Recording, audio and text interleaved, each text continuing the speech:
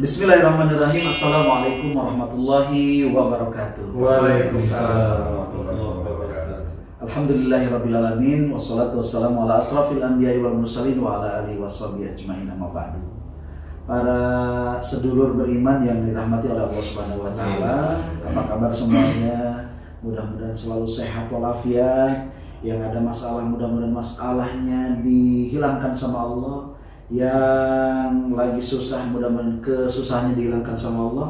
Yang lagi sakit, mudah-mudahan disehatkan oleh Allah. Amin. Amin. Yang belum bahagia, mudah-mudahan dibahagiakan sama Allah. Alhamdulillah, pada kesempatan kali ini kita bisa ketemu kembali ya bersama-sama ya dalam apa? Mengupas, memperdalam keimanan kita kepada Allah Subhanahu wa taala. Dan seperti biasa, saya masih atau kami masih ditemani oleh guru kita tercinta yang insya Allah selalu dirahmati oleh Allah Subhanahu wa taala. Amin. Assalamualaikum Ustaz. Waalaikumsalam warahmatullahi wabarakatuh. Apa kabar Ustaz? Alhamdulillah baik. Baik. Padahal hari ini katanya 5. Itu 5 itu orangnya. Yang dihadapkan di dalam 5 itu berapa banyak itu.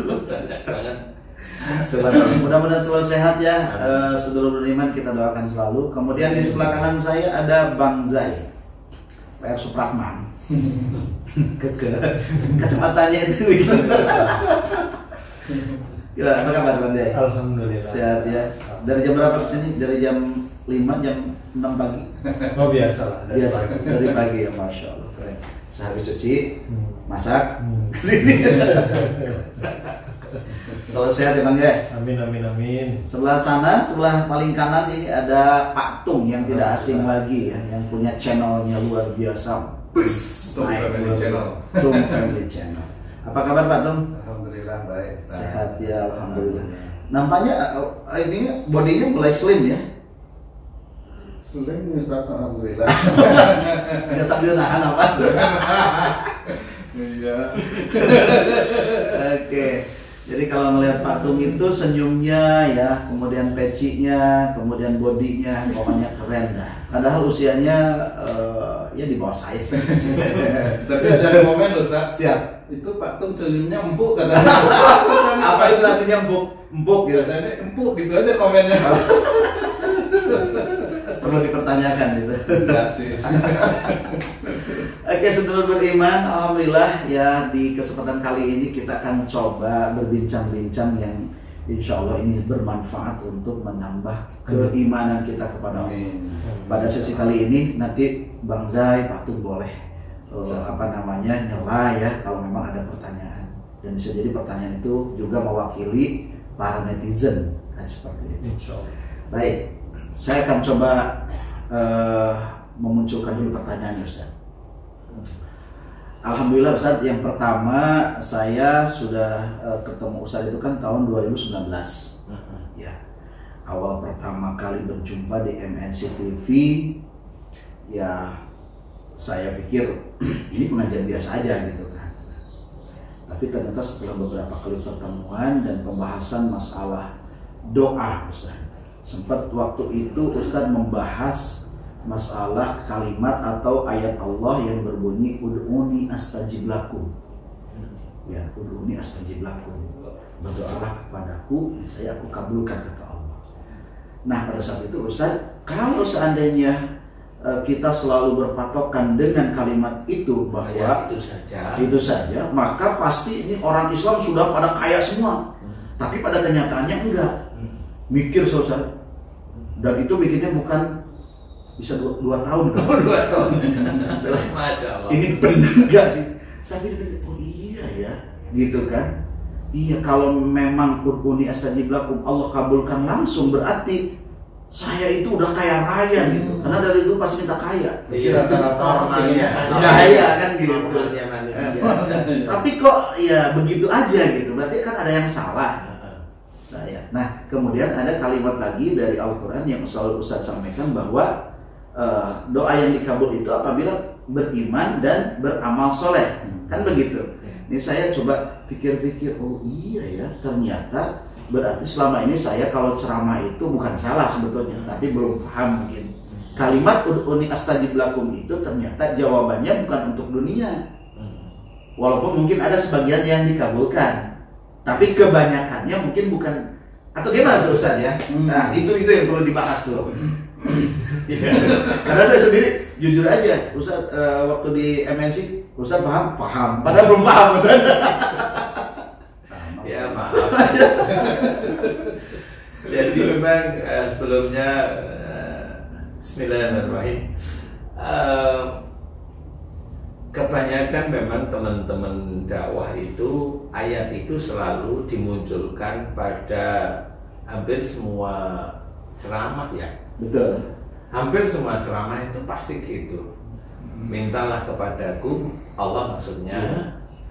Mohonlah kepadaku, mohon kepada Allah maksudnya, akan aku kabulkan. Betul. Cuma kalau memang harus memahami itu, ayo kita pakai akal sehat. Akal sehat itu sebenarnya kalimat itu nggak salah, tetapi ada yang dihilangkan. Nah, kalimat ini tidak boleh dihilangkan. Kalimat setelah ud'uni astajib lakum itu jangan dihilangkan, karena kalau dihilangkan itu kesannya Allah itu akan mengabulkan semua permintaan. Oh, jadi jangan ud'uni astajib lakum titik, jangan. Padahal koma itu. Padahal masih koma. Nah, inilah yang jarang pernah kalimat setelah ud'uni astajib lakum itu apa? Nah, inilah yang sebenarnya menjawab sama seperti ini.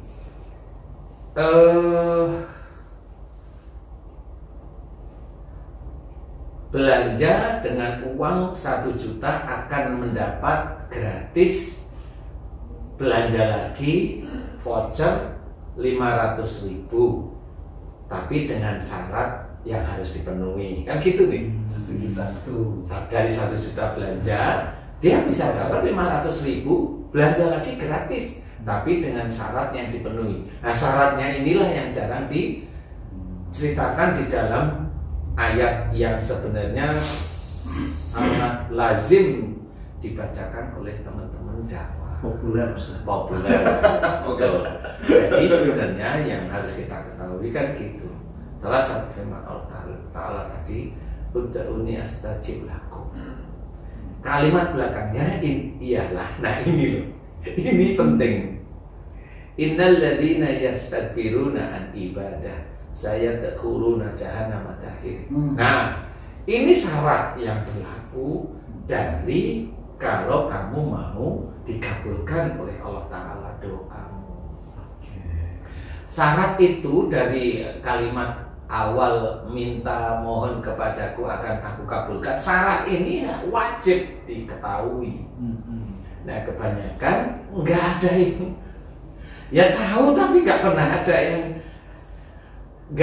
ada yang diucapkan berbarengan, sehingga orang Muslim kebanyakan di dunia ini kalau dia mohon atau berdoa pasti dikabulkan. Bukan begitu, karena syaratnya yang berlaku ini nggak pernah dijelaskan. Nah, syaratnya ini apa? Nih, saya akan mencoba menceritakan. Mohonlah kepadaku akan aku kabulkan. Ud'uni astajib lakum. Innal ladzina yastakbiruna an ibadah sayadkhuluna jahannam dakhirin. Artinya adalah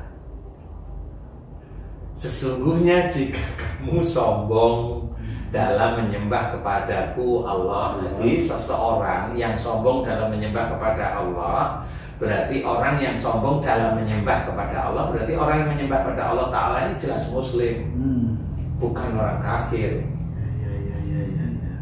Ya jelas ya, ini Muslim. Sesungguhnya jika engkau sombong dalam menyembah kepada Allah, kepadaku, kepada Allah, maka akan kami masukkan ke dalam neraka dalam keadaan hina. Itu catatannya itu. Jadi kalau seorang Muslim, ini belum menyentuh ke doa dulu ya. Kalau seorang Muslim, dia itu sombong di dalam ibadahnya. Dia mamanya baca Qur'annya bagus, sombong, ujub, riya, sombong, ujub, riya, sombong. Dia senantiasa berjamaah. Berjamaah itu boleh dan bisa kita katakan wajib kita itu berjamaah. Sudah benar, tetapi kebenaran itu menjadikan dia sombong kepada yang lain, yang mengejek saudaranya tidak mau berjamaah, diejek di ini. Nah, di titik-titik inilah dia sombong, merasa dekat kepada Allah Ta'ala. Sudah merasa soleh. Dia sudah merasa soleh di situ. Makanya di sini adalah sombong dalam menyembah kepada Allah. Berarti dia menjalankan ibadah-ibadah sehari-hari. Ada kesombongan. Makanya dalam hadis ceritakan kalau seseorang melakukan amal soleh tapi dia sombong, maka seperti api yang membakar kayu. Habis istilahnya. Nah, itu sama. Jadi hadis tersebut itu menguatkan dari ayat-ayat yang seperti tadi. Sehingga diceritakan kalau ada orang muslim yang di dalam kesehariannya menjalankan ibadah-ibadah tetapi dia ada ujub, riya dan sombong, Allah sudah menulis dalam ayat tersebut akan dimasukkan ke dalam neraka. Masih ada ditambahin lagi dalam keadaan hina. Kalau ini sudah kita ketahui, berarti kalau masih ada orang muslim yang seperti itu, kalimat uni astajib lakum berarti tidak berpengaruh. Itu maksudnya. Jadi kalau itu diambil satu-satunya nggak bisa. Kalau mau mengeluarkan ayat uni astajib lakum, bawalah ayat berikutnya, terangkan kepada jamaah. Jadi jamaah itu tidak merasa kena angin surga. Makanya nggak dikabulkan sama Allah Ta'ala. Makanya saya sering bilang nggak bisa dikabulkan. Kalau dikabulkan beneran, orang Islam pasti kaya semua. Orang Islam nggak ada yang sakit. Orang Islam nggak ada yang mati. Kan mau diberi panjang umur. Kan begitu. Jadi nanti hadis yang kiamat itu, dalam kondisi kiamat itu tidak ada seorang muslim. Karena dia minta panjang umur ya, orang muslim di kiamat itu ngikutin dia. Kan nggak ketemu, makanya harus disesuaikan semuanya. Bukan berarti itu lah, enggak. Karena ayat ini terkunci dengan syaratnya. Syaratnya orang muslim itu tidak boleh sombong di dalam mengerjakan ibadah-ibadahnya. Apapun bentuknya. Ibadah itu apa? Bersuami istri itu bisa menjadi ibadah. Lah kalau dia tuh nyombongin istrinya cantik kayak artis, dia itu selalu nurut, selalu gini, dia sombong, nggak ada yang tanya dia sombong. Lah kan udah jelas, doanya juga insya Allah belum tentu dikabulkan. Kan itu.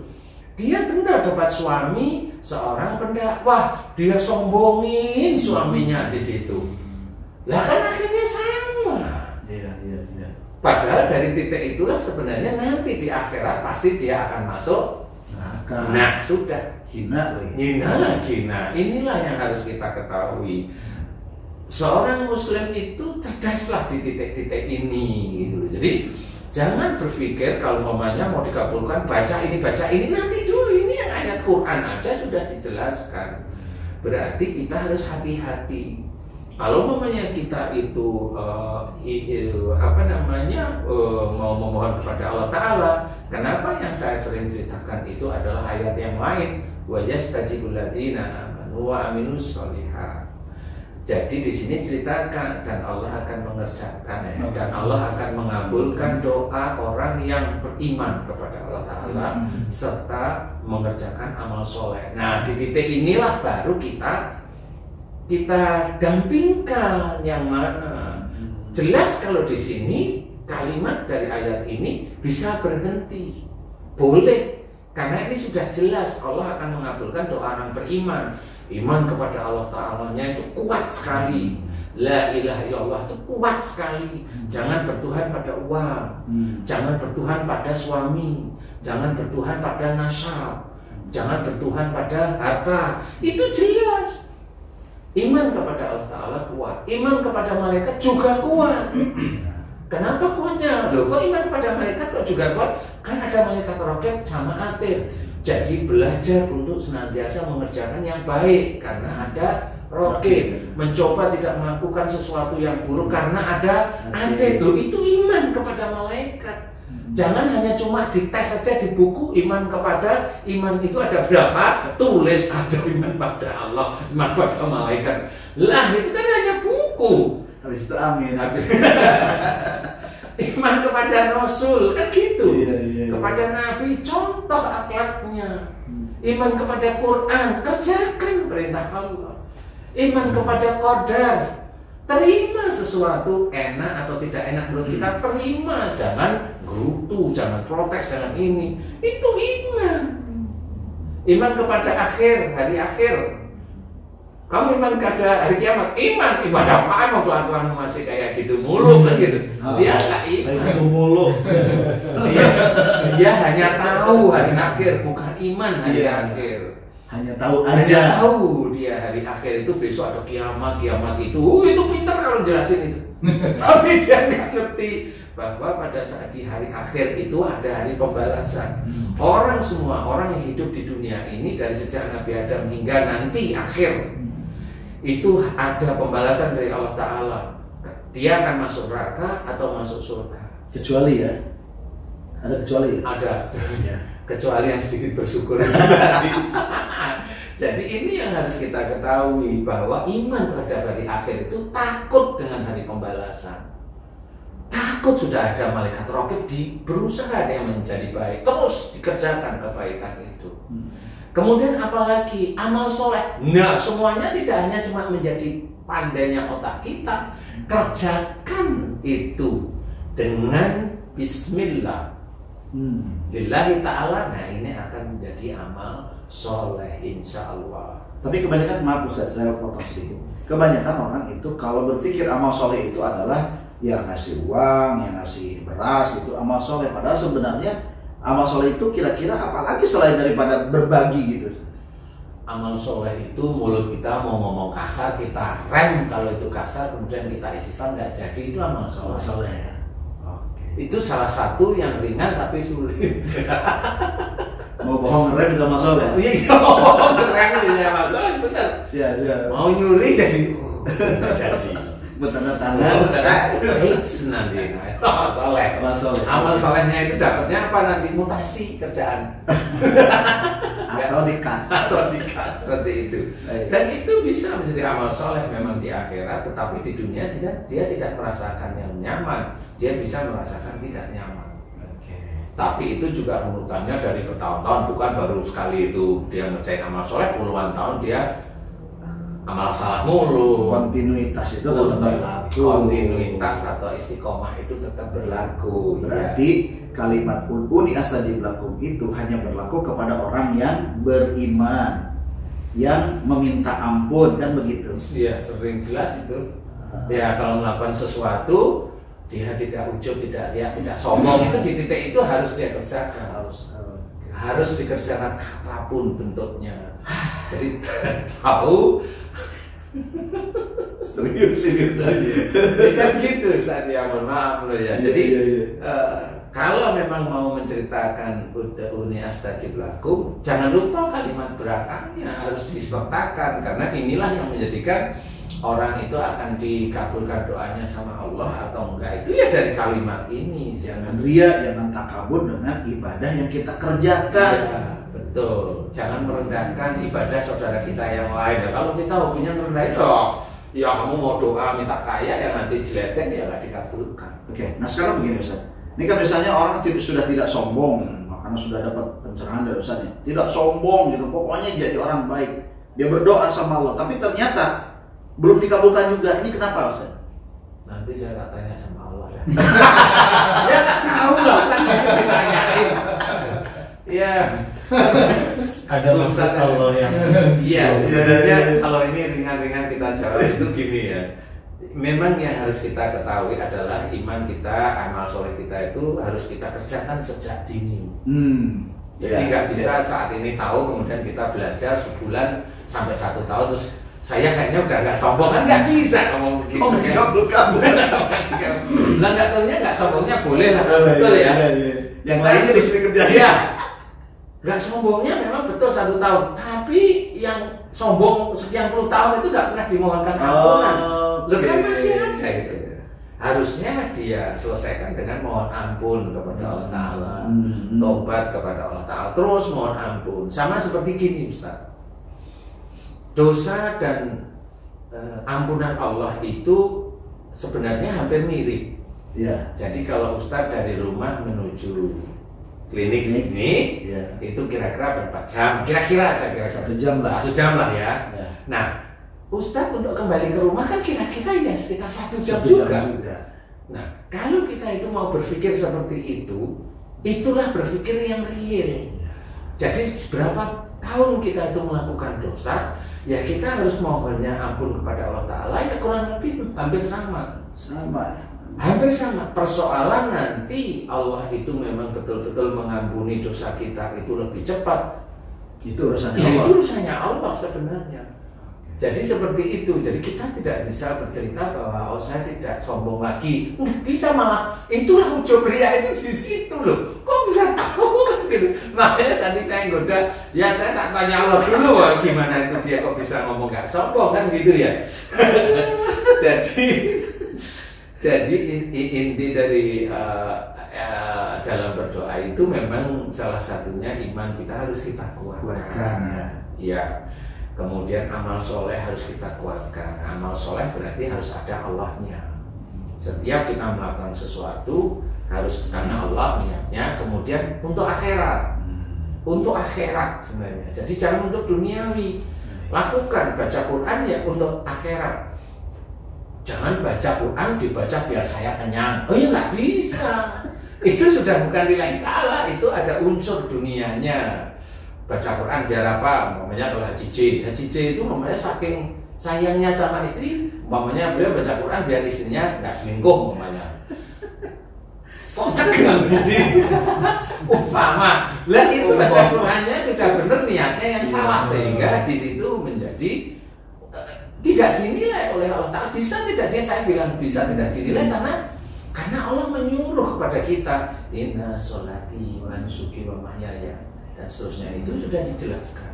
Sesungguhnya sholatku, ibadahku, hidup dan matiku hanya untuk Allah Rabbul Alamin. Nah, disinilah kita mulai berpikir, oh berarti kita menjalankan semua kehidupan termasuk ibadah-ibadah itu hanya lillahi ta'ala.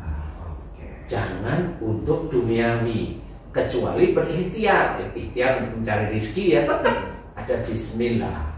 Kan gitu ya. Ini tetap boleh. Itu dalam ikhtiar ada bismillah, berarti ikhtiar di dunia ini memang untuk akhiratnya. Bukan berarti ikhtiar itu tidak boleh. Loh boleh. Tetapi di titik-titik berikhtiar ada ujiannya. Diayali sama teman satu grup, difitnah dengan teman satu grup, begitu itu kan ujian. Nah itu mengetes unsur Bismillahnya ya. Nah, kan gitu. Kalau ada unsur Bismillah dites dengan keadaan dalam mencari rezeki itu dites ya. Paham nggak kalau itu ditesnya dari Allah Ta'ala melalui teman grup, melalui teman dekat, melalui istri, melalui ini dalam pergerakan sehari-hari itu. Nah itu ujian, bisa menyelesaikan nggak ujian di situ. Nah disinilah dihitung oleh Allah Ta'ala. Karena apa? Ada roket. Jadi kita menyelesaikan masalah itu harus dengan syariat agama kita yang sudah kita punyai. Kan seperti itu. Kalau kita selesaikan nggak bisa. Oh kayaknya teman saya nggak bisa kok musuh saya, padahal saya nggak ngapa-ngapain. Serahin sama Allah. Lah kan gitu la haula wala quwata illa billah. Udah, nggak usah dipikirin, dimaki, difitnah, udah nggak bisa ya sudah diserahkan sama Allah. Biarkan malaikat-malaikat Allah ini nanti yang mengatur. Kan seperti itu. Nah, disinilah sebenarnya unsur dari Allah nanti akan memberikan mengabulkan doa-doa kita atau belum atau tidak. Kalau mamanya tadi ada doa yang belum, nah ini pertanyaannya ringan saya. Kenapa mesti pengen langsung dikabulkan? Karena saya kan ada masalah ini. Oh, berarti dia ini ditabrakkan antara dia yang baru belajar takwa kepada Allah Ta'ala, belajar untuk tidak sombong dengan keinginan pribadinya lah. Karena kita ketemu nafsunya, berarti dia masih belum belajar faham dengan sabar. Nah, disitulah nanti kita tahu, oh ini masih nafsunya. Padahal kalau Allah itu akan memberi dari sesuatu yang tidak diduga. Kita mengerjakan sesuatu, boleh kita dengan ikhtiar, boleh kita dengan ibadah yang baik, boleh. Nanti Allah memberikan sesuatu itu yang tidak diduga. Wa yarzuqhu min haitsu la yahtasib. Ya, betul. Seperti itu yang kita sendiri nggak bisa memikirkan, kok bisa ya seperti itu, kan gitu ya. Loh kok bisa ya? Padahal saya kayaknya juga nggak ngapa-ngapain. Lah iya. Nah itulah cara Allah memberikan rezeki. Oke. Insya Allah, wallahu a'lam seperti itu. Bang Zai atau Pak Uri, mungkin barangkali ada pertanyaan mengenai uni astajib lakum. Tadi sebenarnya udah ini nih, tapi boleh lah gitu bertanya. Ya, terima kasih Pak Ustadz Asep.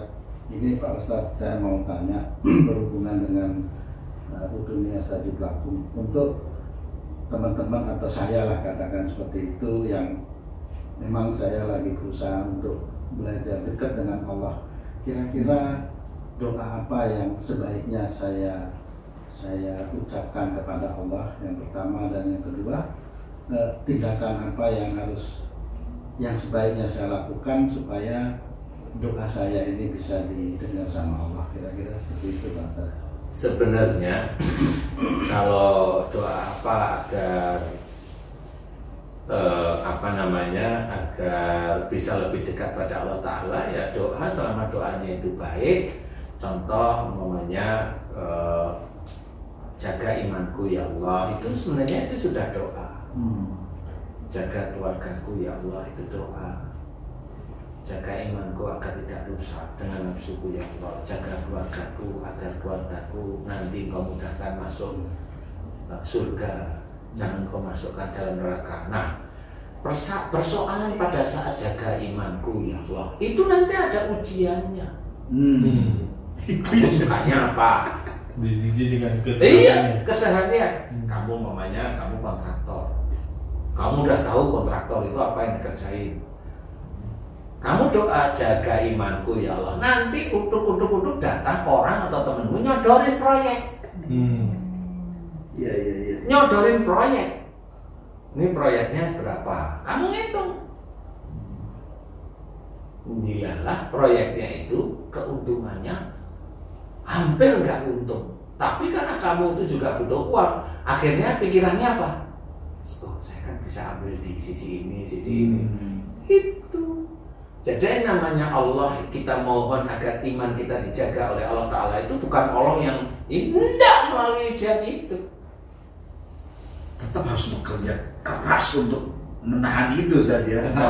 Iyalah. Kalau Nabi Musa itu untuk melepaskan dukun sihir itu suruh ngelepain tongkatnya kok. Ada ikhtiar lah. Ikhtiarnya itu melepas tongkat, umpamanya seperti itu. Kan gitu ya. Jadi tetap ada usaha istilahnya. Kalau umpamanya usaha itu hubungannya kamu dengan Allah, itu masih ujung-ujungnya tetap akan diberi ujian. Karena nggak mungkin Allah itu akan menyelamatkan iman kita semuanya itu dengan gampang. Oh, karena dia berdoa itu udah tak kabulin aja. Kenapa? Udah mumpung dia baik aja terus nggak ada ujian. Dan ngapain seperti itu? Nah itu kan bukan hidup namanya. Iya kan betul ya. Datar itu ngapain coba? Malah dikasih datar, ya Allah kok kayaknya ini datar-datar aja ini aku hidup apa enggak ya, kan bingung juga. Nah makanya pada saat kita itu berdoa jaga imanku ya Allah, pasti ada ujian. Iya. Jaga imanku ya Allah, ya pasti ada ujiannya. Nah, diuji itu yang sehari-hari yang dikerjakan. Nah bisa nggak menjaga imannya? Umpamanya doa, gimana kalau doa itu didengar sama Allah Ta'ala? Doa semua orang itu didengar oleh Allah pasti. Cuma untuk masa dikabulkan apa belum atau enggak, nah itu urusannya Allah. Kalau didengar, tetap didengar. Dan ujian itu selalu akan diberikan. Selalu akan diberikan. Itu kamu minta tidak minta akan diberikan. Kamu bersumpah tidak bersumpah akan diberikan. Ya. Karena sebenarnya Allah itu sayang kepada manusia. Kalau saya cakap sama manusia, dengan Allah itu memberikan ujian. Tapi dari Allah loh ya ujian, bukan dari musibah, dari perilaku dia loh. Ya, jadi kalau ujiannya itu bentukannya itu musibah, nah itu dari orangnya sendiri. Jadi istilahnya ya kalau namanya nikmat itu datangnya dari Allah. Nah, kalau musibah ya datangnya dari perbuatan sendiri. Itu sudah jelas. Sudah jelas itu. Ma sabaka min hasanatin fa min Allah wa ma sabaka min sayyi'atin fa min nafsik. Nah, harus dijelaskan. Jadi semua nikmat yang kita terima itu dari Allah. Semua musibah yang kita terima itu dari tangan kita sendiri. Jangan kita bilang nikmat dari Allah, musibah itu juga dari Allah. Lah itu salah itu. Salah itu tetap salah karena dia sudah salah. Kalau maunya ada orang yang salah seperti itu ya khilaf aja. Siapa tahu dia lagi euforia aja di depan TV jadi salah. Betul. Ya Bang Jai, gimana Bang Jai? Ada pertanyaan? Kayaknya saya tadi nunggu waktu ini udah bertanya. Iya Ustaz, tadi penjelasan Ustaz jika ingin dikabulkan doa-doa kita ada Syaratnya amal soleh dan iman atau iman dan amal soleh. Dan minta ampun tadi kan, bertobat. Iya, bertobat juga. Ada satu lagi yang sombong. Sekarang pertanyaannya adalah bagaimanakah seseorang yang hidupnya bergelimpangan dengan dosa, kemudian ingin kembali ke jalan yang lurus, bertobat, kemudian dia berdoa, apakah doanya ini nggak diterima atau menunggu sampai Habis. Logikanya dia berapa tahun dia berbuat dosa baru dikabulkan gitu. Itu logikanya seperti itu. Gimana Ustaz? Banyak hal yang sering saya alami dengan orang-orang yang seperti Haji J tadi itu ceritakan. Memang kita tidak tahu orang yang bergelimang harta, bagaimana bergelimang harta tapi dia banyak salah dan dosa, kemudian dia ingin tobat. Ya, saya pernah mengalami hal tersebut dengan salah satu orang yang sebenarnya cukup dekat dengan saya. Dia hartanya cukup banyak. Dia memang belum mengerjakan sesuatu itu dengan mengerjakan ibadah itu dengan baik dan benar. Syariat itu belum maksimum. Dan dia punya niat yang kuat untuk menjadi orang baik. Tapi niatnya itu hanya sekedar niat. Kan pengen itu kan kuat ya dia. Tapi kayak amat itu beberapa bulan tahun itu nggak pernah dikerjakan. Jadi pengen jadi orang baik. Suatu ketika bertanyalah dia pada saudara saya. Dia bertanya beneran pada saudara saya. Saudara saya bilang, Mas itu mau ketemu sama jenengan, mau ngobrol. Kapan? Kalau bisa Ramadan besok. Oh iya nggak apa-apa, saya pas ada di rumah Ramadan. Oh iya. Itu sebelum bulan Ramadan gitu. Oke, ya sudah. Nanti saya berpikir mau ketemu. Oke. Tapi saya ngomong sama saudara saya itu. Saya itu kan kenal dia ya. Yang saya takutkan itu gini. Kalau dia niatnya itu hanya niat menjadi orang baik, kemudian dia itu tiba-tiba ingin ketemu sama saya itu berpikir begini, kalau dia hanya niat menjadi orang baik, tapi dia tidak mau menjalankan dan dia hanya ingin ketemu sama saya. Yang saya takutkan itu satu, bisa aja nggak kesampaian. Bisa aja nggak kesampaian. Karena saya kenal beliau. Nggak kesampaian gimana? Saya nggak bisa cerita. Bisa aja nggak kesampaian ketemu dengan saya. Maksudnya lebih dulu meninggal gitu. Walau alam ya waktu itu ditanyain saya emang nggak mau cerita. Bisa aja seperti itu. Tapi ya monggo secara prinsip saya nggak masalah. Orang cukup orang terkenal. Nah, yang betul setelah puasa, udah perjalanan puasa itu, saya tidak tahu, tapi tahunya setelah Ramadan. Setelah Ramadan itu dikasih tahu lah dengan saudara saya bahwa beliau itu di bulan puasa itu sebelum Ramadan itu meninggal. Seminggu sebelum Ramadan itu meninggal. Padahal dia udah rencana, saya senang mau ketemu sama Ustaz dan saya senang sekali saya dikasih waktu. Itu terus setiap saat itu dia selalu cerita, saudara. Ya saya senang.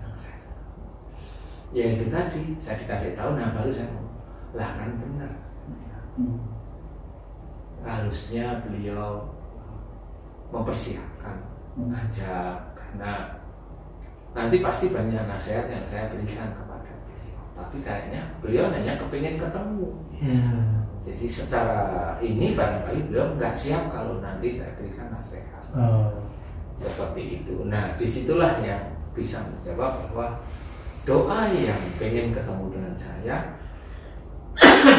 bisa aja tidak disampaikan, tidak kesampaian karena takdir Allah yang lain. Seperti itu. Jadi kalau umpamanya ada orang yang tadi Haji C ceritakan seperti itu, ya bisa aja doanya bisa dikabulkan. Atau Allah itu punya gambaran, orang itu bergelimang harta tapi dia tidak mengerjakan syariat Islam. Orang itu menjadi ujian bagi orang-orang yang beriman, yang dia itu mencoba dekat dengan Allah tapi hartanya itu pas-pasan atau kurang. Pada saat dia diuji dengan orang yang seperti itu, mulutnya bagaimana? Sering jelek-jelekin enggak, harta banyak tapi nggak mau sholat lah, inilah. Akhirnya kan jadi gibah. Itu yang menguji bagi orang-orang yang beriman yang lain. Jadi jangan kita itu menilai seseorang itu dari hartanya, dia nggak sholat, kemudian kita itu melepaskan kalimat-kalimat yang buruk. Tidak boleh.